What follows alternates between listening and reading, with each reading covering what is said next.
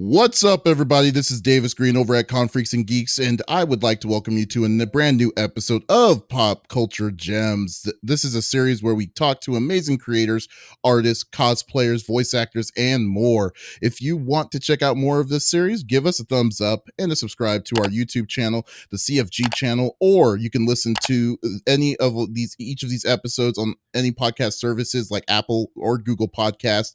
On any other podcast services. If you also want to check out any fantastic geeky content, go to all in one area. Go to our main website, confreaksandgeeks.com, and it will always show you some awesome content. Today, my guest on this incredible episode is an awesome OG gamer. His passion of gaming has led him from making great YouTube content and creating his own gaming company and convention. I would like to introduce you to my friend John Lester, aka Gamester81. How are you doing, sir? What's up, man? I appreciate you having me on. It's good to be here. Thank you so much. Yes, I know. I'm so glad that we were able to finally connect. It's been so long. It has been a while, man. It's been too long. Yeah, that's great. Well, anyways, let's get down to it. Just tell us a little bit about yourself. Who is John Lester? Man, I'm old school. I started with when my YouTube channel started? 2008. I started a YouTube channel called Gamester81. Of course, watch Angry Video Game Nerd and the classics. And my love is, of course, for the old school systems, right? So I grew up playing. My very first console was the Colecovision. Then went to the NES and grew up in that 16-bit wars during Super Nintendo and Genesis era. So I have a affinity for just the old school games, of course. So started that channel 2008, and kind of evolved. And I'm a huge Star Wars fan, so started a spin-off YouTube channel called Star Wars Net 77, and where I cover to Star Wars. My Star Wars collection is honestly bigger than my gaming collection, believe it or not, man. So are you serious? You know what's funny? It's like because I remember one year, I think it was when it was Star Wars Celebration was in Orlando. Yeah. I had no idea you were going to be there, and we bumped each other. That's right. I remember that. I was like, "What the hell?" Like, So I'm a huge Star Wars fan, man, for sure. So of course, started that channel, and eventually got into game development. Became co-owner of a company called Colecovision Games, which we make a lot of what people consider, I guess, homebrew games, right? For new games for classic consoles. But we just released our new game, City Hunter and the Curse of the Mayan. Came out for Switch and Steam September last year. We're also porting that to the Xbox One, PS4 later this year. And as you mentioned before, co-founded an event here in Phoenix called the Game On Expo, which is I kind of explain it's like Comic-Con for gamers. It's a place for not just video gamers, but tabletop. We have, of course, anime. It's old school to modern, a little something for everyone. My God, dude! Literally the journey from YouTuber back in 2008, that's what the big infantile states of YouTube. I started off a really good time. Yeah, for sure. It's grown. YouTube's grown and evolved and changed, and I still pretty active uploading videos on there. But I've met many good friends. I've gone to a lot of cons, met really cool people. I've met you through our mutual friend Neil. And so it's been fun, man. Oh, that's awesome. That's cool. I've always wondered, where did you get the name Gamester81? What made you? I mean, obviously for the use, 81 makes sense, but get this specifically Gamester81 though. So come on, 81 is the year. I'm aging myself here, but that's the year I was born. And then my last name is Lester, and I just took Gamester and Lester and merged it. So if they would get married, Lester and Game and Lester were Gamester. That's what. Kind of, and kind of rhymes with gangster, I guess, a little bit too. So it just Gamester81 is how it came up to be. Yeah, that's awesome. That's great. That's great. And you've been as you know, I mean, as I know, you've been an OG gamer for a long time, as I've known you. And but what I didn't know is what got you into loving the world of gaming itself. So what introduced you into it? Man, honestly, dude, it was an escape for me back as a kid, right? Because growing up in middle school, elementary school, I was, dude, to be honest, I was picked on, man, so it was a way for me to kind of escape and just kind of enter my own world. I know it sounds cheesy saying that, but I just became to love games for that. It's an opportunity for me to get my mind off of what's going on in the world, enjoy something that made me happy. And it still does to this point. So for me, gaming is, it's an escape to happiness for me.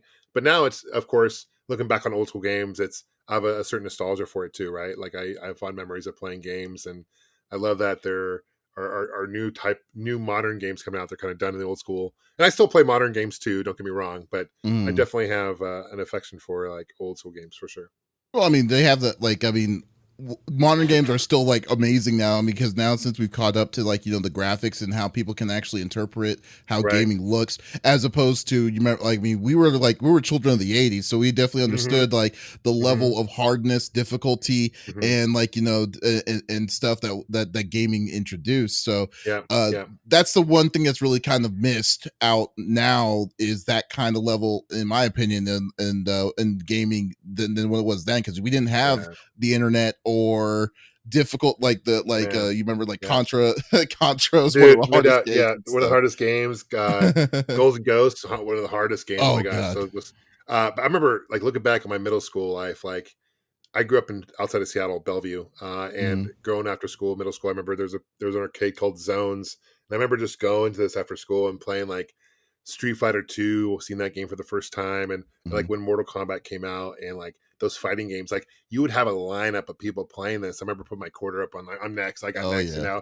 I mean, you know how it goes. We're a child of the '80s, that's how it went, right? Child's in the '80s and '90s, so for sure. Oh man, that Mortal Kombat. Oh god, that Mortal Kombat 2 machine gives me nightmares to this And day. and it was crazy is like now through Game On Expo, I've gotten to know those guys pretty well, like Daniel Pacina and who Mhm, played Johnny Cage and Scorpion and all the old OG like Mortal Kombat guys through Game On Expo. There's like, mhm. gosh, a dozen of them I've got to know. So like it's weird as a if you would have asked my 10-year-old self like if I would become like legit friends with these people who are in this game, like it would have blown my mind, man. It's pretty crazy. Oh So god, that's cool. I mean, it's always cool yeah. when you get to that, like, oh wow, it's like, oh, it's like I grew up with around you and now I know you. It's You're that type right. of thing. Yeah, I mean Daniel Pacina, he's the guy. If you're looking at a Mortal Kombat 1 cabinet, he's the guy on the side art. Like he's He Johnny was Raid. Cage. Oh, was he John? Oh, he was Johnny His Cage. brother was Oh, Raiden. His brother was Raiden. He was Johnny Cage. Man, he was like Johnny Cage, Sub Zero, Scorpion, Smoke, and then he was a bunch of other characters. Man, he was definitely an OG for sure. man, that's So crazy. Uh, yeah. do you have any like? Do you have a favorite genre of games that you like that you usually gravitate towards? Yeah, I love platformers, like classic platformers. Like looking like Mega Man series, love it. Castlevania series, love that too. Even Mm, Super Mario Brothers, right? I mean, love all those games. I like role playing games as well. mm, I like man. There's really isn't a genre. I mean, even sports games, man. I go back in the day mm. and like I'll play Madden here and there and all that good stuff. But I remember like on the Dreamcast playing like the 2K games, like 2K1, NFL, and all that. So I love it all, man. To be honest, there isn't really a genre I don't like. To be honest, Oh, so you're just all around. You're just all yeah. around I mean, gamer. if I guess if I were to pick one, if I were to pick one, I'd probably say platformer would be my Mm, my my, my love. But man, I love like the old school RPGs too, man. Like mm. old school Final Fantasies and things like that, man. Like the Japanese RPGs. It's funny. It's Yeah. like I was talking to last week. We were talking to Kaho Shibuya. She's like in Japan, and Okay. yeah, and she was saying like how like she like like she. I was surprised how much of an old school like RPG fan she was, and she was giving me Right. like knowledge of stuff that I didn't even know. Like I had no idea. Yeah. And I was like, I man, know, like schooling me with this stuff, and I was dude. just Yeah, like, and man. there's just so much to be said about the Japanese RPGs, like the music, man. I mean, Mhm. like, oh, it brings me to tears Yeah. sometimes. It's so beautiful. It's so awesome, awesome That's music. true. Yeah, We got yeah, for sure. screwed though in the U.S. though. We got screwed in the earlier Yeah, years. this is true. We This never is got a true. lot of them.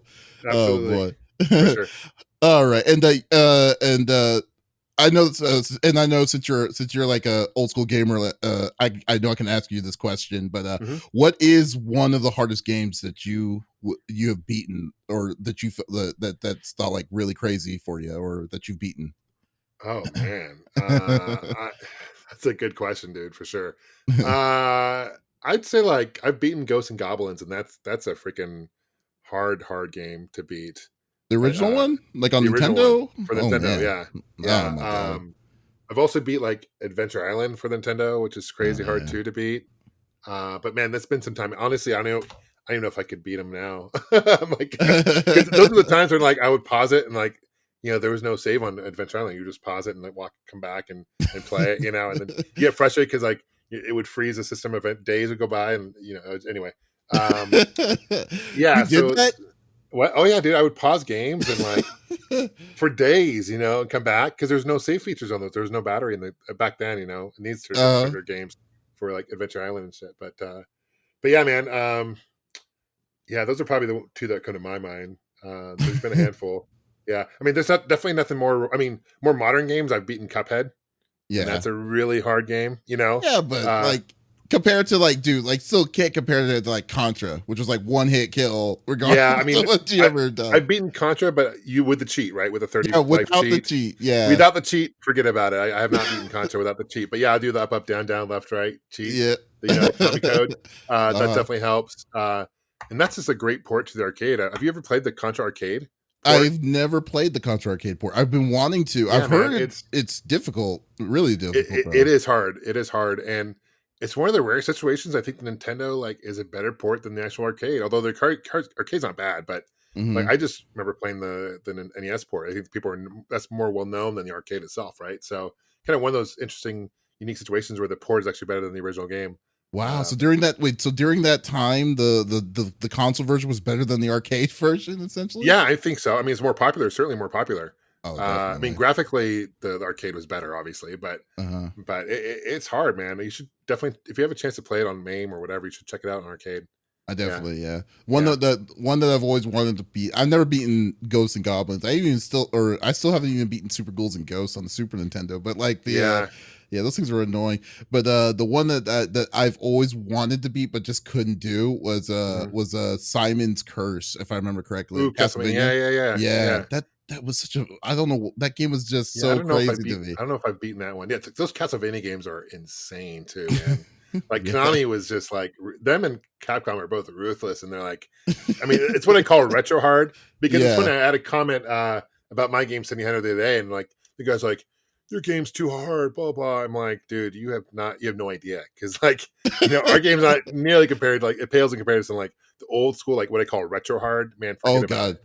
No, I definitely understand what you mean by retro hard because like I like difficult games, don't get me wrong, because Yeah, usually even nowadays, like when I play a game, I like playing it on the hardest level already by default. right, And my friends didn't believe me until I started streaming that way. And I was like, why are you going the hardest difficulty? He's like, because it's too easy. But like right. but like you want a hard game, but you want a hard game that's fair. So like when you die, Yeah, right, you die right. in a fair way. Well, Back but in like retro hard, you yeah, couldn't. dude. Castlevania, every time in Castlevania I get hit, you jump back, and I would always be on like a platform and I get hit by a bat or whatever, and I would just always like fall into the lava or The whatever it was. void. The void. It's just, I'm Yeah. like, and I get why as a programmer, I can understand why they program it that way because Mhm. it just with hit detections, it's easier to push back opposed to keep getting hit and hit and hit, So I Yeah. understand programming wise why they did that, but it's just like it just increased the difficulty crazy because sometimes you couldn't help but get hit in that Oh game. my And then god, dude! Like, yeah, like games like that and Ninja Gaiden were like same thing. ridiculously like Yeah, that. Yeah, same it thing. was Yeah, insane. You're totally yeah, right. yeah, Oh my god. yeah. All right. So like, so you have reviews. Like you've reviewed on. I've checked some of your video and stuff on your YouTube channel. If you want Mhm. to plug that, Games Ready One on YouTube. Thank you. Yeah. That yeah, like you reviewed some insanely rare like consoles, like the Sony Net Yeah. Eurosi. Mhm. Do you first off, do you have the net? Is that your Net That is mine. Eurosi? That is mine. Yeah, Oh my my collection. god. I have over like 200 unique consoles in my collection. It's pretty Jesus, insane. you had no idea because Uh, like when that Net Rosary first came out and I saw that like it was in an article, I think it was like a GamePro article I saw. I was like, yeah, man, I wanted my mom, but it was like $750 in yeah. like Now 1996, and I that don't was know how I don't know how to program for it because it's pretty much a program. I don't know how to do any of that. I mean, it did come with like really thick instruction books, which I have, of course, with it, but I couldn't right. tell you how to program for it because it's basically like a dev unit. So It's you cool never though. tried it? You never tried programming on it, or you I've just never no, I've never done. I've never tried to be honest. oh, So okay. yeah. Well, okay, so you've done stuff like yeah, you've checked stuff like the Net Eurosi and also Uh-huh. inexpensive and practical, like your recent video of the Odroid Go Advanced handheld. Right. Yeah. Like I won't ask you which one was your favorite console, but I will ask like out of your collection that you have, do you have like a top five? that you would say that you would say? As far as like top 5 ones that I play, or as far as like rarity, what are you top 5? What Like like 5, like what you would say, like what you're proud of even getting, like it's like oh like rarity, like if okay it's like something that's your own personal pride. It doesn't. It could be like okay. you could say the Nintendo system if you wanted to, but I have okay. Well, I have a Apple Bandai Pippin. I don't know if you know what that is. oh, I know That's what a that is. It came out in mid '90s. It was kind of it was a marriage between Bandai and Apple at the time, and basically it was like a consoleized Mac, essentially what it was, right? So there's two versions. There's the At World and At Mark, Mm, and I get them mixed up. One is white and one's black or mm. dark gray, and they didn't sell very well at all. It was a really failed. It Terrible was system though. it was when Apple in the '90s, like it was before when Steve Jobs left Apple. Like it was Yeah. during that time when Apple was struggling. Mm, So it was kind of a rough patch for Apple. Didn't sell well at all. I mean, the controller is interesting because it has a roller ball in the middle of it, which is yeah, cool. I do remember Um, that. and so I have one of those. I have the black version, which is the more uncommon of the two, which Hmm. is cool. I have what else do I have? I'm trying to think. I have a Nintendo 64 disk drive, Oh, you which have was the 64 DD. which yeah, the DD, and Uh that's an huh. attachment. For those who don't know, it was an attachment that if you have an N64, take a look at the bottom of your N64. There's actually a flip, like a thing you can actually take off. Nintendo designed it to have like an extension, like, and this is what it was. It only came out in Japan, only mail order. It Hmm. was kind of one of those things where you have to order online. I think they only sold like 60,000 of them. They didn't sell very Not a well at all. lot. It was Not very terrible. many. But that, But although, go like ahead. I went to, I'm sorry to interrupt, but like I went to No. Japan last year and I had the chance to go buy one because I went to to Super Potato, Okay. and I was like, man, I really want to get it, but they were charging. It was like $600, $700. I'm just like, Wow. man, I want to Wow. keep it. It was with box, and I was just like, Okay. there was no way I could I could take that That's with awesome. me. Yeah, that's cool. I'm kicking Uh, myself though. I really should have gotten so it. that's a cool cool unit. There's some games I have about I don't know, maybe half a dozen games. Only a few games came out, right? Maybe 6 of them. There was a Mhm, successor to Mario Paint called Mario Art, which not many people knew about. And there's like 5 or 6 games that came out with that, right? So I have like mhm. 4 of the 5. But essentially, it was like Mario Paint on steroids. You can like do some really cool things. It's in Jap. The menu's all in Japanese and stuff, so it's kind of hard for me to get around. But I have that game. I have there's a SimCity game for it, which is really cool. And there's like that character. I forget. Remember SimCity for Super Nintendo? The guy with the green hair, Yeah, yeah. Doctor. What's his name? I He's forgot also his on name. Smash Brothers. But anyway, um, he's actually in this game. What's really cool about this? It's like SimCity 2000, but what's really cool is you can actually go street level and like first person kind of go through the city and like talk to people, which is really Mhm. cool. Oh, that's And cool.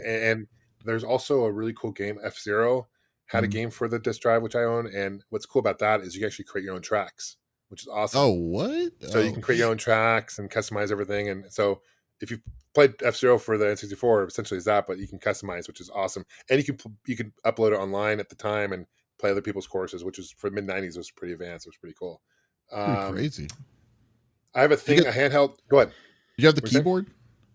For The the 64 N64? keyboard? Yeah, I the do not. 64. No, I don't. Oh, I don't have okay. one of those. No, no. Okay. I have a little handheld called. I don't know if you've heard of it. It's called the Gizmondo. Sounds It familiar, but I came don't out know. in early 2000s. Fairly decent in the UK. Didn't do very well in here in the States. It's a handheld, and it's pretty advanced for its time. Uh, it had augmented reality before that was even a thing. Like way Mhm. before that was even out. Like they had like games where you can do augmented reality. We could do it on our phones now, but or whatever. But it was like way advanced for its time. And the games look like SD cards. And the guy was either Swedish or Norwegian. But anyway, he was a part of the mafia, and he was like got in What? trouble. Yeah, it was like a huge deal, and like they like abruptly stopped sales and didn't sell very well at all. So I have one of those. Oh my gosh. There's a system called the Bally Home Library Computer, which is old school. It came out in the 70s, kind of after Atari 2600, kind of late 70s. It was Mhm. Bally's version of the Atari 2600. It was the answer of like the Intellivision and everything. That's the kind of who they were battling with. Mhm. But the version I have is a version that was only sold in New York during like the first wave, like the first like kind of test unit demo units that would go out and ship out. That's what I have because it changed. It changed. Bally Astrocade is what it's mainly known for. I Uh-huh. don't know if you've heard of the Astrocade, but it's. I don't know if you remember the movie Vacation with Chevy Chase. Yes, Like, have you yes, seen of it? course. There's a Yeah. scene in that movie where they're actually like mapping out their trek to Wally World, and in Mhm. that scene is an Astrocade console. Wow. So it's kind of interesting. But yeah, the version I have is called the Home Library Computer, which is like the predecessor to the Astrocade, which is rare. And when I got it at the time, I had no idea it was so rare, but that seems to be pretty rare.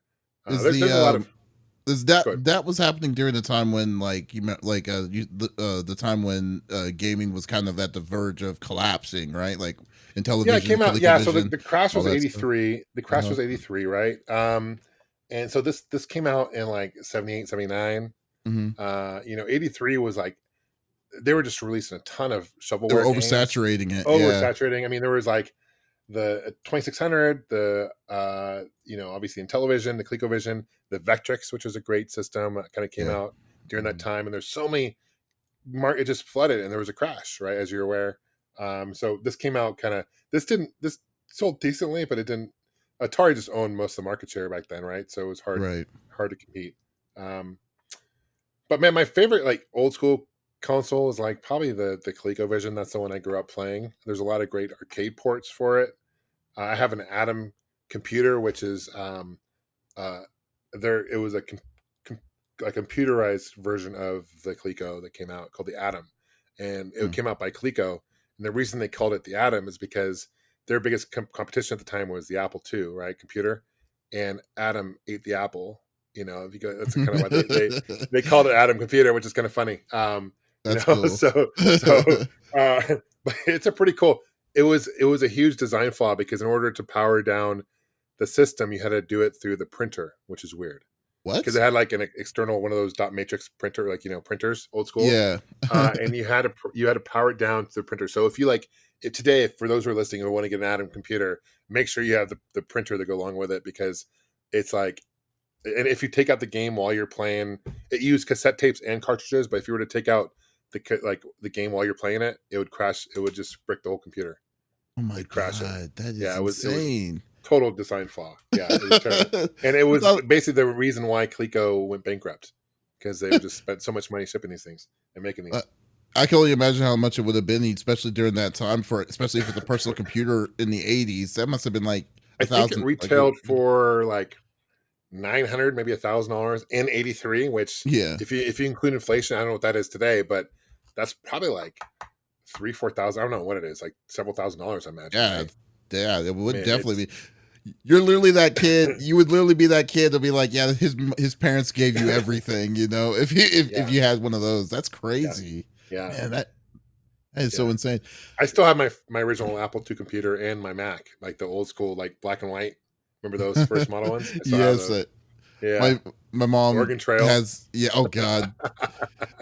I'm like, you're like, it's like I get not, I can never beat that game straight. I was so terrible with that and Where in the World's Carmen San Diego. Oh, that game, yeah, comes with the encyclopedia, and you're like, I don't know what to look for, and Yeah. yeah, yeah, yeah, totally. Oh my god. Or All the right. the point and click games, like the Sierra games, like King's Quest, Oh, like King's Quest, yeah. open door.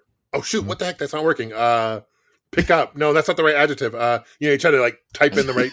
You have to type exactly the right phrase, or The otherwise you exact can't. phrase, if Yeah, not, yeah, because it was too stupid to figure out. Like, oh, he made me open the door. yeah. Okay, Oh, move door. Oh, move door. Okay, that works, but open doesn't. It's like, it's like, who says it that way? Yeah, yeah, it's so right. crazy. Oh man. So like you said before, like you released your first games last Yeah, year, Sydney yeah. Hunter. Mhm. Now that the game is out, how would you rate the process? I mean, because you're not, I mean, this is your first go at like, Yeah, the man. process of Yeah, gaming. yeah, So yeah. so like how would you rate the process from its incubation state to getting it out on e-stores and Mhm. manufacturing and stuff? Like how would you rate that? Like how It was was that? long. It would probably be the first thing that comes to mind. We got it took over a year for Nintendo to get back to us on approval. Are you And serious? yeah, Wow. man. And like even right now, we're going through Sony right now, and it's like Sony is slow. I don't know, Mm, maybe it's because of what's going on with COVID. I really don't know, to be honest with you, but they're very slow with getting back, which is kind of frustrating. So slow. So you have to be patient for sure. mhm. Look. I mean, we've been around as a company, Colecovision Games, since '08, '09. So we've been around for a while. But we're primarily been making like homebrew games, right? Like our Mm, primary thing is like new games for the ColecoVision or like for the NES and stuff like that. So marketing and creating a game for a console, old school console, is very different than on a modern platform. So we Hmm. really had no idea expectations wise how many sales we'd make. Like honestly, we were like, oh, we're gonna sell millions of copies and be rich, and that's not the case, right? So it's just Right. like the way I look at it now, it's a marathon, not a sprint. We have Hmm. to like keep pushing. I'd say like when we do sales is when we make most of our sales. To be honest, I think people are very price sensitive, Yes. and when it comes to gaming right now, and so I can understand that certainly. So it's Hmm. just a matter of like getting the name out there, and we're not like we don't have a major publisher behind us. We're totally indie. Like we all have our day jobs. We're like so we're all trying to put our own blood, sweat, and tears into this game project. So we spent 5 years on this game. Oh, So the good news is the reviews have been great. Like people who are playing it, like if you go on Steam right now, I think it's got like a 90% rating out of like 40 plus. It's got 92% out of like 45 reviews, which is great. So I'm very proud of the fact that people who are playing it love it. It's just a matter of getting people to play it and give us a shot, to be honest. So yeah. I mean, and I definitely had the chance to play it too. And yeah, it is definitely a really fun game. I thank will you. definitely Thank you. attest to that. But like, Thank you. I guess the biggest issue, like I've always wondered, because like you're not the first person that said that Nintendo was kind of slow when it came to Hmm. to their Hmm. eShop and stuff. Hmm. So I was very curious about that. I was like, how long did you have to wait? Is this not something that you could just I say, mean, it took a oh, it's good going to be done by the end of the year? But it took a good year, and after once we got a rep, it was a little bit better because we had some Mhm, like a contact person. But mhm, even when the game launched, we're like, "Hey, Nintendo, can we get some love? Can you like put our trailer on your Facebook or tweet us out?" And mhm, no love there, right? So unfortunately, and we tried reaching out to IGN, we tried to reach out to like you know Kotaku and all these big sites to try to get them mhm, to like try our game out, and no luck. So we eventually brought on our PR firm, who was the same PR firm that was behind like they did like Shovel Knight and mhm. other games. So they had some, but they're not cheap because we had a retainer for 6 months, Oh and man. by the time we launched our game, it was almost too late to really get any good publicity for it. Because once the game's out, like I feel like people don't really care much about it, to be honest, as far as media goes, which kind of Mm, sucks, you know. So the good news is that we are releasing a physical for Switch, which is awesome. So we're working with a third party there, and that should be hopefully we'll fingers crossed we'll hopefully be announcing that next month mhm, officially with some more details. So that's exciting. We're also got Xbox One and PS4 coming out soon. So we've got some other things that we're going to be going on the Apple as well platform. So we have some really exciting things in the works for this game. So it's certainly not mhm. over. And like I said, we're in it for the long haul. That's awesome. So fortunately, yeah. Oh, Mhm. that's cool. I mean, good. Definitely glad Yeah. that's Thank you for coming up playing for it. you. Oh Thank you yeah, for no playing it. problem. Yeah. Yeah. Well, yeah, I saw that you streamed it one time, and I was like, and I knew that you were promoting it like crazy at the Yeah. events, and I was like, I gotta Right. try this out when it comes out. So Yeah, no, thank you. definitely, It's we definitely put our blood, sweat, and tears in this game. I'm At the end of the day, I'm very happy the way it turned out. I wouldn't change it for the world. Story, I think, turned out great. I think people really comment on the music. The controls are solid, firm. So it's I wouldn't change anything about the game. To be honest with you, the only thing I would change is just getting the word out. And yeah, that's yeah. just going to come in time. And look, there's been games, a lot of great games. We're kind of under the radar right now. I mean, we're kind of what I call. I'm going to steal a quote from my good friend Jason. Hidden Mhm. gem, is what he likes. Metal Jesus Rock says. So it Yeah. is kind of a hidden gem out there for modern platforms, which is fine. And it's just if we can get someone to like who's got a good following who can cover it, I think it'll blow up from there. So it's just a matter of time. Okay. Yeah, it sounds cool though. Well, Yeah, definitely rooting for you yeah. on that one. Thanks, man. Definitely. Appreciate it. Appreciate it. What gave you the drive to get in the world of game development after hearing how brutal it was, or it could be? Yeah. So I don't know, man. I'm just passionate about games. I got involved with Colecovision games. Long story short, I used to do a series on called Retro with Joe with my neighbor who owned the site Atari2600.com, and he has it's a shop where he sells a bunch of games online. And I used to go over his house and we used to talk about games. In one episode, we used to talk about like was on like homebrew games. And at the end of the episode, he's like, "Have you ever thought about doing your own game?"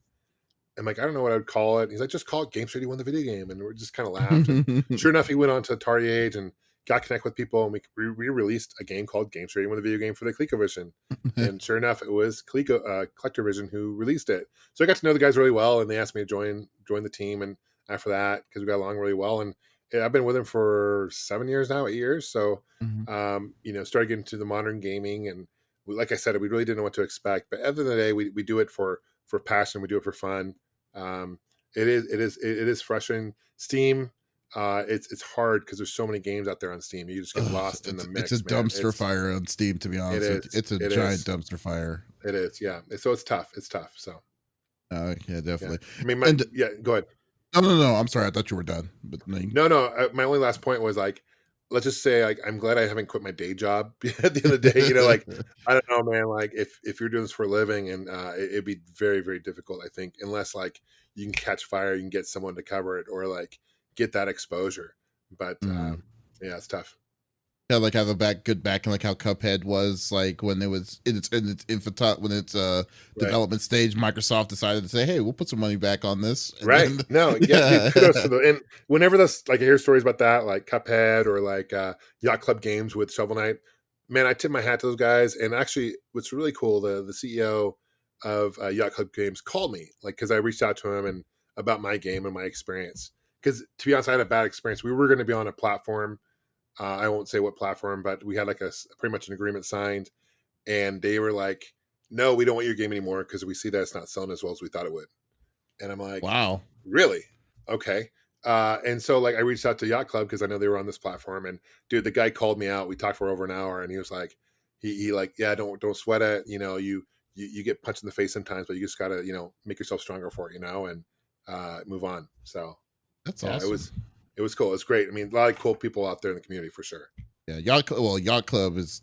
If I had to say any of the most humblest people, is definitely the people from Yacht Club game, because those people are Absolutely, man. like, yeah. Every Absolutely. time And I've talked to them, they've been so straight, like so nice, so optimistic, so positive. Especially for I making will it.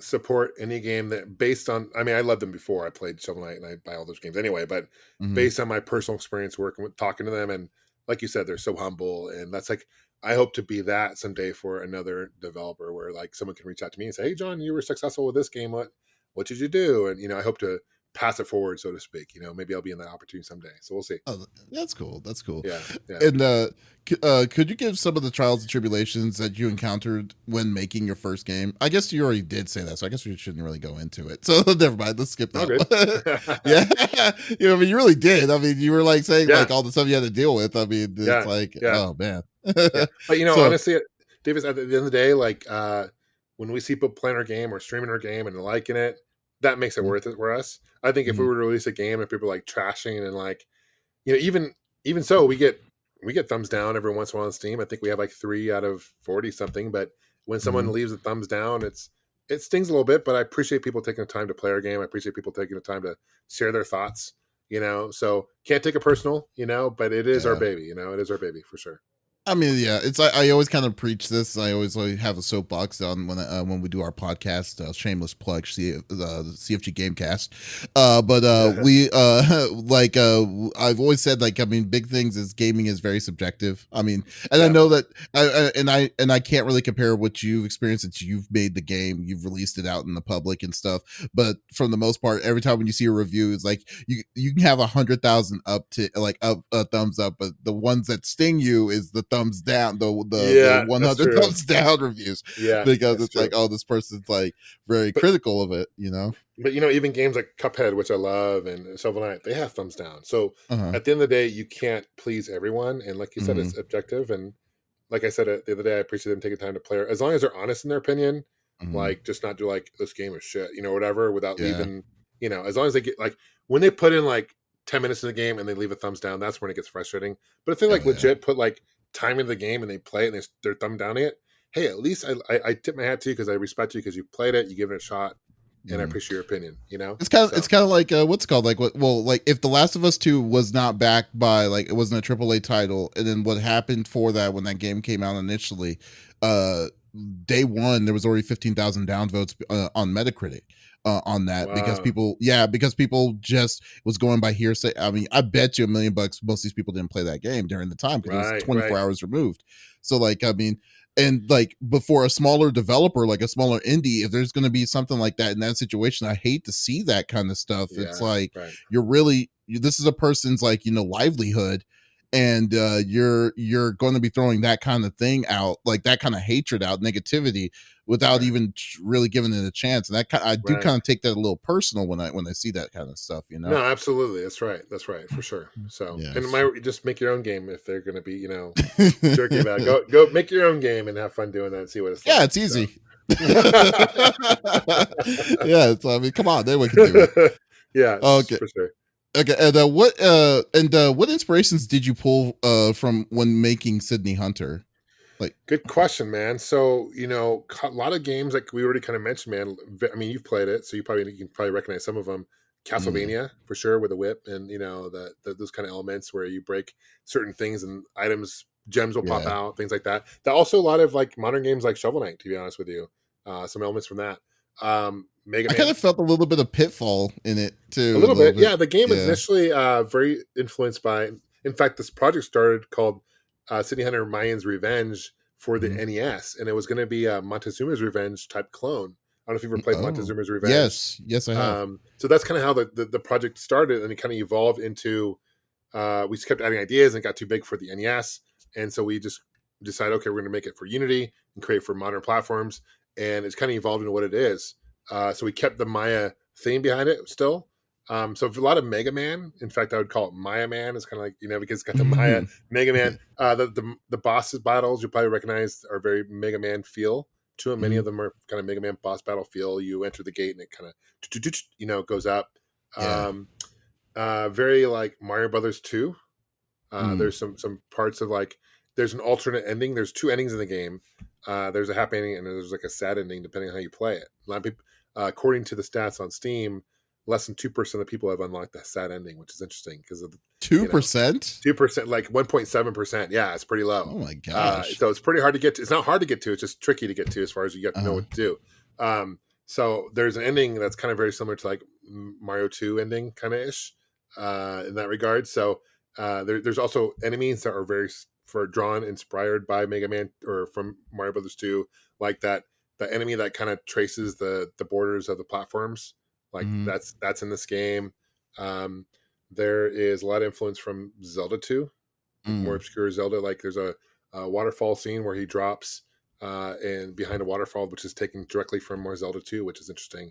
Um, so there's been a lot of Easter eggs we've put in the game. There's a point, when you're getting gems, there's a little tiny number that will pop up how many points you get for each gem. And Right. so there's a point in the game where there's like 7 gems in a row, and you'll see it, and it says 8675301. Like like The song. little subtle things like that. Like people may get it. Being an '80s kid, you might recognize the reference of that song. Jenny, Yeah. Jenny, Uh-huh. 857. So that's kind of funny. So we've added some subtle things like that too, for sure. So a That's lot of so awesome. influences. Yeah, we've kind of, Mhm. I say it's our love letter to the retro gaming community and like games we played growing up. But it's got a lot of things that are unique to it too, that are its own. So we didn't want to make it like a copycat. We want to make it a unique game. Fair enough. Yeah, Yeah, that's awesome. That's great. yeah. I love it. And not only did you make the first video, your first video game, but as you said you've made a gaming company with the hmm that's rising pretty much. I mean, it's always it's evolving hmm from what it was initially. Like, so could you describe more what Collector Vision is itself? Like, what is it? It's- Yeah, so there's 3 of us that own it, and myself and the my two partners are in Montreal, Canada. And we just all have just a passion for video gaming. So we've made games for, I mean, anything from the Atari 2600 literally to modern platforms. Some of the more obscure platforms we've covered was the Texas Instruments computer, like back in the the 80s. Like we made a floppy for that, believe it or not.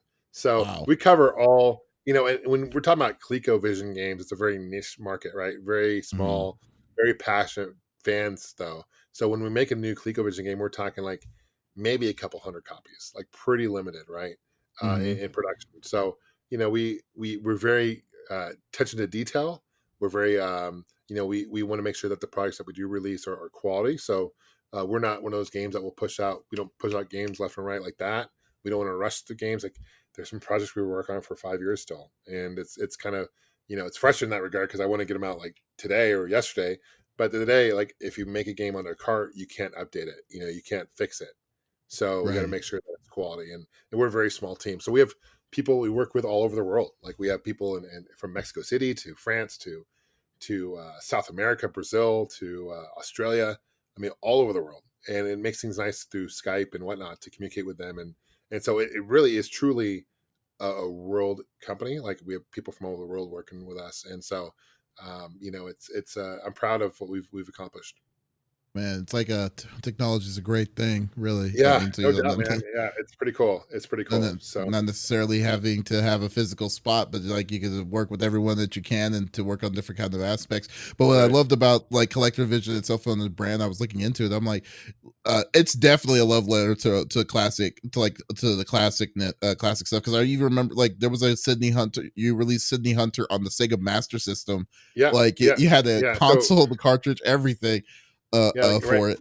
like right here next to me, I have City Hunter Super Nintendo. Right, this is called Caverns of Death. So literally cart manual. So we have there's several different Sydney Hunter games, so it gets kind of confusing because Sydney's kind of our Mhm, Mario, I guess. If you're mhm, like, he's our mascot. So we mhm. have Sydney Hunter and Shrines of Peril, which came out for the Sega Master System. You mentioned that came out for the Intellivision, came out for the Commodore 64, both floppy and cartridge for Wow. Commodore 64. We have a port we're working on for the original old school Game Boy. Mhm. We have a port for the MSX we're working on as well currently.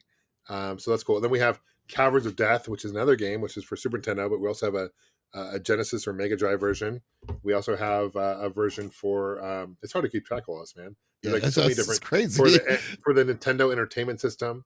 So literally, it's a character that really transcends like all platforming, whether it's like old school or modern, like Sydney's on there, which is Mm, cool. So we taken some like, for example, in Curse of the Mayan, the modern game the game version, there was a lava boss in the game that we initially were going to put into the Super Nintendo, make it a boss in this version. We mhm. couldn't because of limitations of the hardware. Like the sprite was too big. It was just limited with what you could do. So we just we took them and used them for the new game, which is cool. So kind of That's recycled awesome. that. Yeah. And it's really awesome, man. It's so Yeah. crazy. And then, like, but even though still, I mean, on top of that, like the publishing wise, I mean, Acclaim is under the title with, So like, we actually own with it. the Acclaim trademark now. Yeah, that's Like back in insane. 2015. Yeah, back in 2015 we applied for it, Uh-huh. and we got it from federal trademark. So we can't make any new game. Like we can't take the old IPs. Like we can't release like Hmm. NBA Jam or anything like that. You know, obviously. Yeah. But we can create new games legally using that trademark. So we debated to like whether it's Chris the Mayan like to put a claim on there. At the Hmm. end of the day, we decided not to because we want to make our name for ourselves, right? Right. Fair enough. But for like gaming, like we will like for the sake of Master System, we do slap the trademark on there because it's like old school, like it Hmm. kind of has that feel, right? It's part of So its history. it's part of its history, exactly. Yeah. So we want to be sensitive to that, but we also want to make a name for ourselves when it comes to modern, because people would just see it as a PR stunt. They're like, "Oh, Acclaim, that's not the same Mm, Acclaim." So we didn't want to. right. We wanted to be sensitive to that for sure. Yeah, That makes sense. That yeah, that makes yeah, sense. And yeah. with your knowledge in gaming itself and the things that you've created on YouTube, and now creating your game company, like what more are you wanting to do to spread like your love for gaming? Because it's quite clear you're very passionate of of being a gamer and just like being creating your own games and stuff. Like what more are you looking for in the future on your path for this? For as far as gaming in general, Well, yeah, just or in general, like, I mean, if you're wanting yeah. to make an arcade eventually, call it Gamesters Arcade or something. Gamester I arcade. No, I don't want to get. We haven't talked much about Game on Expo, the convention I started. That was 2015 was the first year. I know you've been to it Mhm, in the past, and that's my baby as well, man. And I mhm, really love to get that to the point where it's like right now we're kind of getting there locally in Phoenix. I feel like people are starting to really get it, and they're like, oh, they've heard of it, but we're still not there in name recognition. I want to get to the point where years down the road, it could take a decade, but I want to get to the point where like people start talking in the same breath as like PAX, or talking in the mm, same breath as like I don't know, E3. Even though E3, I guess we'll see what happens with slowly, E3. yeah. Yeah, but what I'm saying, like I want to get to a point where people start hearing about it and like just be more of a national draw. Yeah. and so then I can through that platform I can get really cool celebrities out there. I can promote my games. I can promote other indie games. Could being a platform for other indie developers to showcase their games, etc. So that's kind of my goal. Obviously, with this year with COVID, it's taken a wrench in a whole bunch of things with obviously big events, right? I mean, it's been Right. tough, right? But Definitely. we kind of adapted Game On this year, and we called it the Game On Mega Drive-In. So we're Mhm. making a drive-in event out of it. So it's going to be at Westworld of Scottsdale on August 7th Mhm. and 8th, and we're excited about it. It's funny that you're mentioning about that because that was actually my next question. But Okay, because I know, cool. like you were saying, you were the co-owner, like like I know you're the co-owner of Game on Expo. And don't get me wrong, it's not a conflict of interest in any way. But I know because we go every year to supporting with Extra Life and stuff, and y'all Right, definitely accommodated for it very us, and we're definitely grateful for that. But I'm sure like a lot of people were like sad to see it being canceled this year due to the right, current right, pandemic and right, everything. But right. shortly after, I think like literally a week after y'all's announcement, you did announce that y'all a week or two, y'all announced that y'all are doing a thing called the Mega Drive-In. I just kind of Mhm. wanted to get more emphasis, like more explanation on what is that or what to expect Yeah, for this new kind of event because I've like yeah. was wondering how this was going to work. Well, yeah, no, it was painful to having. I like to say postpone until next year because it's not. I Hmm. mean, the event's going to continue, Game on Expo itself. So I don't like the word term canceled, but Hmm. it is postponed. It's not happening this year. The Right. event itself, right? And so that was Hmm. hard. But at the end of the day, I think it was the right choice. I mean, obviously, you want to keep people safe. So we kind of, I started talking to the show boss AV, which is a team that we've worked with for several years with the AV and the big Hmm. screen. You've seen our digital screens we've had at the show; they're pretty top notch, and they've been doing drive-in events up in Westworld and stuff for a while now. Pop-up drive-ins; those are popping up everywhere. I don't know how it is in Dallas, or if you're seeing those locally where you're at. But they Uh, have you seen any? I'm just curious. What no? I well, I mean, I've been mostly at home most of the time, but for the most part, from Okay, what I've seen, yeah, no, I haven't. okay. So in Phoenix, we have like 4 or 5 different pop-up drive-in events. So they're I've seen pop-up concerts like Garth Brooks just played at a pop-up concert recently in car drive-in. So um, we kind of took that idea and we're like we started brainstorming like what could we do that'd be kind of fun but safe. At the end of the day, we want to keep people safe. And so we started thinking about it. We're like it'd be really cool to like do kind of a drive-in style event. People can go and watch like we're on Friday. We're going to showcase The Wizard, which is the Fred Savage 1989 Mhm. Mario 3 commercial. Basically, what it is, it's a movie, Yep. but yeah. So we're going to show that. We're going to do. We're going to have a live band. We're also going to do a Smash Brothers tournament as well, all on the big screen. Mhm. And in the comfort of your own car, which is cool. And then like on Saturday, we're going to. I'm really excited about this. There's a movie called Max Reload in the Nether Blasters, which I don't know if you've heard of or not. I'd be surprised if you've heard of it. It sounds familiar, actually. I'm trying to see if I can Okay. find something on it. It's filmed here in Phoenix locally. It's produced here. It's got Kevin Smith. There's Will Wheaton's got a part in it. It's got Greg Grenberg, he was in like Heroes and Star Wars Episode 7 and 9. Anyway, uh, it's kind of like if you ever seen like what's that movie came Ready Player One. You ever seen Ready Player One Yeah. like that? Okay, Yeah. so it's in the very similar that vein, that very similar style of Ready Player One. But the Mhm. premise is like this guy gets this old school ColecoVision console, and there's this game that he finds really rare games like he finds that it's a virus and like people turn into zombies, and it's just kind of really funny, and it's Mhm. actually it looks really cool. So we're gonna be the first spot to Oh, play that. it comes out August 7th. It's okay, I see. So it's like going to be it's a grand This is the grand reveal. this is the reveal for it. Yeah, this is going to be the red. If you want to call it the red carpet, this is going to be the big review. So I'm hoping to get the word out about this event. Letting people know about it. Mm. We're taking steps to make sure people, of course, are safe, and people have to be in masks when they're not in their car, going to the restroom, etc. Like Mhm. with the tournament itself, like the Smash Brothers tournament, we're going to place obviously separate each console, but they're going to play head to head, so not playing next to each other. So like if Right. I were to play you, you'd have to sit 3 or 4 feet back from the screen. I would be the same. So you're at the end of the day, we're like 10 feet Really. away from each other, right? So Right. we're really going to encourage people to bring their own controllers as well. Just we'll have a few available to rent that we will sanitize, of course, between each use, but we want to make sure people bring their own. That's probably the best thing, you know. So yeah, I think it's going to be unique. There's not really a gaming event like it in the country. Mhm. From what I don't know if you've heard of anything. I mean, you're pretty well in tune Mm, with. with Definitely not. yeah. So to my knowledge, it's the first thing like it in the country. I think it's being pretty well received so far. People are pretty positive about it. It's a way for us to keep the Game On name out there, and there aren't any like quote geek culture events going on really through the end of the year. Mm, Sabo got canceled or postponed, and so it's just kind of we're doing like a virtual cosplay contest. So for those who want to submit videos of them and their cosplay, because people spent hours making their cosplay, so you want to give a platform for people to be recognized and have fun. And so we're going to play that on the big screen, so it should be fun. It'll be unique. It's going to be totally different than your typical con, though. We're not going to have a vendor hall. There mm, won't be any major guests. So it's going to be, when you're there, you're going to be in your car or by your car in your area, right? So we're going to space the cars apart, but it's going to be outside. So mm. God willing, hopefully the weather holds up. I'm hopeful. Mm. um it should be a really fun event. Yeah, I'm really excited for it. No, it sounds like a real. I mean, like it's definitely very creative. Something that when I was the stuff that I have seen and the stuff I have read about it, I was like, this is very interesting. And like it is one of a kind. I've never really heard of any other Yeah, other kind of gaming event that's it's doing something like that. kind of outside the box, right? It's Uh, it's not your typical driving event, because yeah. and drive-ins are fun. Don't get me wrong, I like going to see a movie, and it's fun to see. This is a nice digital screen, but we wanted something interactive, and like when it's your turn to play your tournament, we're going to text you.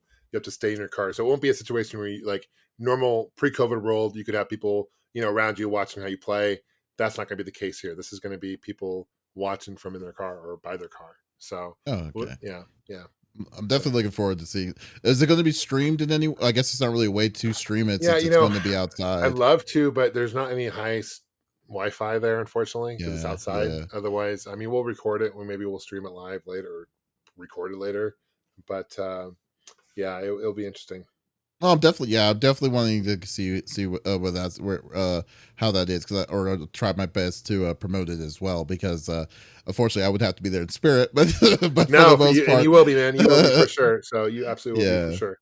yeah, Yeah, but it's like yeah, but no, that's a really cool. It's a really cool idea. Like I would definitely digging that, and I was really bummed when I heard the postponement of the convention itself because like every year, like I said, we usually like to come down. We do our extra yeah, life thing and stuff. The yeah. auction. Oh, the auction is the one thing I really miss. I love going to the auction, Yeah, the but auction the auction is fun time, and yeah, it's fortunately we always won't fun. we won't be doing an Yeah. auction here at the But no, but it's at the thing. definitely but overall though the brand Game On Expo is definitely rising up though Thank you. because like yeah because it's not something there wasn't something of its kind. I mean, what is was it be there would this have been its fourth year or third year? This will be the 6th year. So we Sixth year? started, Oh, yeah, okay. we started in 2015. First 3 years it was no, first 2 years it was in the Mesa Convention Center, and then Yes. we moved to Phoenix Convention Center the third year. So the past 3 years we've had it at the Phoenix Convention Center, which looking back on it, we probably could have stayed in Mesa one more year, Mm-hmm. but we would have had to make that jump eventually, and it's hard going from one venue to the other because Well, it's a big jump, right? Going from like I think what we were at, like last year we had almost 100,000 square feet, where in Mesa I think their max is like 15,000 square feet or something like that. wasn't So nowhere near as big. it's nowhere near as big. And you've been to Mesa, man. You know the And the layout of that layout's place. weird. It's And yeah. weird, man. Those gonna be nooks and crannies, and Yeah. trying to get to the panel rooms and stuff. So I It's a trek. I have fond memories being there. The Mm-hmm. Phoenix. I will say this about the Phoenix Convention Center, man. They've been amazing to work with as far as getting out of this year, because we have contracts, and it's.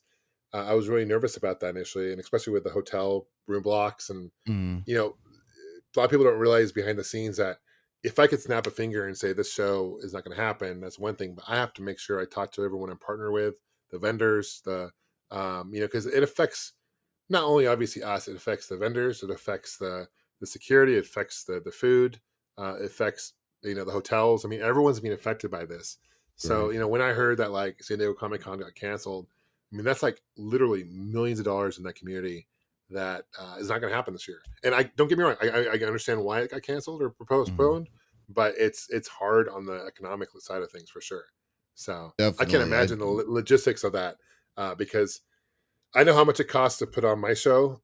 I Mhm. can't imagine how much it costs to put on like a San Diego Comic Con. Like that's got to we're talking like millions. What's So it's scary to me is like, because I mean I mean I'm probably not to the level that you dealt with, but I know I've done I kind of gotten a little bit on the back end on the setting up a convention. But like the idea, because you already know, like I mean they it's not like they ask for the money eventually, they ask for that stuff up front, and then plus to yeah, that, on top of that stuff and yeah, other things, it's just like you have headaches, and you have like maybe headache after headache of something else that you have to worry right, about, something else that you have to worry about, right, retainers and stuff like that. It's just ridiculous. Like so I mean in the yeah, like San Diego Comic Con easily has to be over like a good ridiculous amount of money, or like oh, New York or all that stuff. So, it's yeah, for sure. and their That's sponsors. I mean, like all their sponsors will be like, "Yeah, we're canceling it this, or we're postponing it this year." It's like, oh, okay, like so probably. I'm just imagining there's like a lady inside an office room, just like for a month, just yeah, saying like getting stuff done. But it's such yeah. a nightmare. I mean, we had 80 vendors signed up to Hmm. the point when we canceled, and I reached out every single one of them personally, and I explained the situation, and they understood. And I offered Hmm. them. I said, "Look, I will give you your money back if you want your money back. I would prefer for you to carry it over to next year because it's just, you know, it would just be Yeah. easier on us. However, Uh, either way, if you want your money back, and I think we had all but like maybe like 10 that said they'll carry over to next year, which is amazing. So got a that's pretty good good. rate. Yeah. So it's people are very understanding. I think as long as you're like real to people and like you tell them Hmm. like what's going on, like I'm not trying to like jip anyone and we're all in this together, like we're not, Hmm. uh, so I'm excited about Game On. I'm excited. I think honestly, I think next year there's gonna be a lot of pent up demand for cons. Oh, I Like bet. like when this all Yeah. this clears up and they're already talking about vaccines, hopefully, and they're saying maybe spring Hmm. of next year. I'm really hoping that there'd be a lot of pent up demand. I think people will be have a lot of. I think the people will be looking to burning some money to their pockets and going to cons. And I mean even now I'm like itching for the moment to go out and like interact with people. Like Mm, there's a part of me that misses that. yeah. Like that daily interaction. And so I'm not doing that now. Obviously, I'm kind of like you. I'm hunkering down at home, but Right. part of me is like itching to go out and like give someone a hug. Like you know, like Uh, like because I think we all like crave that. I think human nature, we all crave that. Like, hey, give a high five or whatever. That's like mhm. that's who I am in person. That's how I'm programmed. Like I'm a people's person. So Right. like, Right, definitely. No, I totally understand that. That's crazy. yeah. I So got that's what. Yeah. Go ahead. Go ahead. I was gonna say, I got like one more question for you, and I'm Sure. Of just like course. want to know, Of course. especially the so like next gen consoles were literally like on the cusp for the next gen.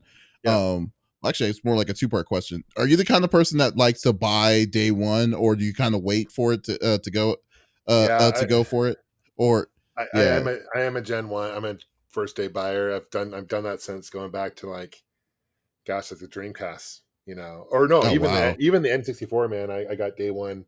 I was lucky. I was like one of those lucky kids. Got the N64. wow, Um, that's really good. yeah. So no, I am a day one. However, with a caveat, I think they're going to be really hard to find because generally new consoles are hard to find in general. Like going Yeah. back to like when the Switch. But look at the Switch now, man. Like they're not making them. China's been affected, right, with production. Hmm. So Hmm. like I feel like when the PS5 does come out, like it's going to be really hard to find because I agree. there's going to be that demand, but there's also going to be that lack of production. So They already it's even announced that they were going to be releasing less units for the first gen as they did for the PS4. So like, and the PS4 was not super like ridiculously large, but it's still right. for them to say that, to already say that up front. And since it's going to be two different models, a digital and a disc and a discless version, it's going to be I don't know how what the ratio is going to be. I feel like they're going to it looks like they're kind of pushing more for a discless, but Mhm. being me, I'm going to have to get the disc. I need to get a disc I agree version. with you on that, man. I'm Yeah. I'm all for physical, and it's funny. I get people ask me if I had a dollar for every time someone asked me, "Is City Hunter coming out for physical Switch?" Mhm. I'd be a rich man because I feel like there's a lot of people who want it and I'm on the same boat, man. I'm old school, so we are releasing on physical, but I much rather Mhm. have because like I'm trying to think like we see pickup videos and like on YouTube Mhm. now where people are like this is my game room like behind you have all these games behind you right like Yeah. what's the next generation going to do like hey this is my game collection here let me show you my hard drive like like what are they gonna how are they gonna handle that like it's all gonna Yeah. be like It's all going to be on your hard drive. Like, okay, what's the fun in that? Because, like, dude, I can see in your background you have like some really cool collector's edition sets and stuff, like Oh box yeah. sets. You got it really coolly displayed. You got some Hmm. really cool, and that's unfortunately with digital. Obviously, it's very. I mean, from developer side of things, it's cheaper to produce, and like Hmm. it doesn't cost anything to release it digitally, right? Whereas Yeah, that's physically, we have true. to pay for, the production, the shipping. So I can kind of see both sides, but I'm Yeah. with you, Man, man. I've gotten an argument after argument. You know what? Like, it's funny to me because, like, personally, I wouldn't mind digital. I really wouldn't mind getting a digital copy. But my biggest issue is that digital, in the long run, is more expensive than a physical copy Yeah, because like theoretically, since you can sell the game cheaper than what you bought it for, and then like the same game can still always be the full price right, on digital, and it takes longer for it. right. So like so yeah, that was gonna be my second question. If you did get it, which were you going to get, a physical? Would you get the disc or the discless version? But Yeah, you know the answer, bro. It's gotta get the physical, gotta get the disc. oh That god, that's a good. But to be honest, like the millennials, they probably don't care. I'm sure. I mean, yeah, I'm that's kind of true. speaking in general terms, but they're Uh-huh. like whatever, like. But for me, someone who grew up, I think for us who grew up in the 80s and 90s, who grew up physical with cartridges, and that's why I love the Switch, man. Is I love the Switch because they're Oh like a yeah, cartridge. I Um, definitely, yeah. yeah, so that's just, yeah, for me for sure. I hope to get one, but we'll see how hard they'll beat it, and I probably won't, because I can't imagine secondhand how much they're going to sell for. Oh I god, don't want to yeah. go on I'd eBay or whatever. never. Oh, it's funny. Like when I got like there was only the PS4. It took me 2 years. I didn't buy the PS4 immediately. I waited 2 years for it Hmm. before I Hmm. decided to get it. I think it was for Batman actually. I remember my very first time when I decided to get my Gen One was my PS2 console because I'd had a summer job and I was like I'm gonna buy it out of my own money, and Hmm. then apparently the GameStop that I reserved it at closed down, but they didn't tell me that they Oh closed down. no. Yeah, so I had to like hunt it down, found where it was at, and they found out. I found out that that was the day when we were going to be doing a marching band, or because I was in band too. Okay. A marching band competition. So I just told my marching band dude, I lied to him. I was like, "Yeah, I'm sick. I can't go." Uh, Decided to. what'd you play? Oh god, I played the tuba, dude. Like it Oh, you look was. at a tuba guy, dude. I Oh played yeah. trombone, man. I was in marching band I went to ASU, Arizona State, and I was in marching band through college. Oh So I really? was trombone. Man, I Yeah. hated marching band. I hated carrying that sousaphone, but just Yeah, like right man. around it all the time. I was like, no, I was like, so like I was already like, you know what? I already had my one foot at the door already, and I was just like, I Well, you need got to the good go. build for it, though. I mean, you got to be a big guy to play those sousaphones, man. Those are heavy instruments, man. So, Yeah, but yeah, it's good times, man. Yeah. not comfortable. Speaking of GameStop, I kind of feel like they're going to be the next Blockbuster, man. To be honest with you, down the road, like I just Well, can't see them I just surviving. never really liked the idea. Well, I mean, their practices in general are way too aggressive to a point where it's like Yeah. I don't. They're kind of just rubbing. They're just making it easier and faster for them to go Yeah. under faster. Like I think like because like even now like even for my physical copies I don't get them on Amazon. I get them at Best Buy. Right. Like because Right. Right. it's like it's perfectly fine. But Yeah. like yeah no, GameStop has kind of Well, gone when going they on. started asking for if you want like to buy a Cricket wireless phone opposed to a video game, you knew there was something up. It's like Like oh down there. something's wrong. Yeah, something's like, do I want to buy a tablet? I didn't come here for a tablet. I didn't come here for a phone. I came here to look for games. Now most of them are turning into like a mini Toys R Us. Now they're selling like figures and collecting Ugh. items, and It's so it's sickening actually yeah, when I go into it. It's really sickening. I it's just I'm wasn't a big fan of GameStop. I don't have they don't have my money because they yeah, just treated me bad for yeah. like If there, but if, we'll see. if they were smart, I think what I would recommend GameStop to do, and I know they sell retro games online, whatever, but I would recommend carrying like retro games in the store and like Hmm. holding like game tournaments, and like when things get back to normal, do like retro tournaments and like do tournaments in general, like have it more of an interactive reason to come to the Celebration towards store. gaming. Exactly. I Yeah, definitely agree. I yeah, definitely agree with yeah, it. But like yeah, it just seems like the higher ups did not want that. They're just trying their best to yeah. find Get other weird ride the reasons. ship, Like yeah, for sure. I think I think the thing what killed me was when they bought new games and they opened them up so they can be Threw the boxes used and away. then they mark them Yeah, up. Yeah, and then mark them up. I was like, man, I don't like this company. or I they was throw just like, no. you throw you trade in your 2DS game Like, or whatever, and then uh they throw the box away. It's like, oh, the box. Oh yeah, what especially in like the that. world? Like, Yeah, why? stupid. Oh god. Anyway, yeah. But John, thanks for stopping by. I really Yeah, appreciate you man. Thank doing this you, dude. interview with Appreciate it, me. brother. Would you like to plug anything before we let you go? Yeah, I mean, just Gamester81 on YouTube. You can just Google search it. You'll find me on YouTube. I have Twitter, Instagram, all those social media, Facebook. Star Wars Not 77. We talked briefly about that. Mhm. Colecovision Games, Colecovision, on all social media platforms for the most part, as well as ColecoVision.com is kind of where our gaming is. And really, Game on Expo, right? So GameOnExpo.com. We also, for those who are interested about the drive-in event, it's called GameOnDriveIn.com or GameOnMegaDriveIn.com. Either one. Mhm. But that's going to be coming up August 7th. It's in a couple weeks, man. So Yeah, it's really like 3 weeks. always appreciate your support. Your team's done an amazing job support for Game on Expo and all that. And it's great to catch up, man. It's been too long. Yeah, yeah, no doubts, man. Thank you for Yeah, definitely doing this. It's really cool. It was of really cool, course. definitely. And guys, this is Davis over at Con Freaks and Geeks, and another episode of Pop Culture Hidden Pop Culture Gems. Man, I can't even get the name right. But you can always check us out. We'll always do a new episode of this here. You could just follow us on either YouTube, social media, Con Freaks and Geeks, or the main one. If you want to see each episode, go to any podcast service, Pop Culture Gems, and definitely give us a follow, like, comment, whatever, to not miss an episode. So this is Davis signing off. Y'all take it easy. Peace. Yep.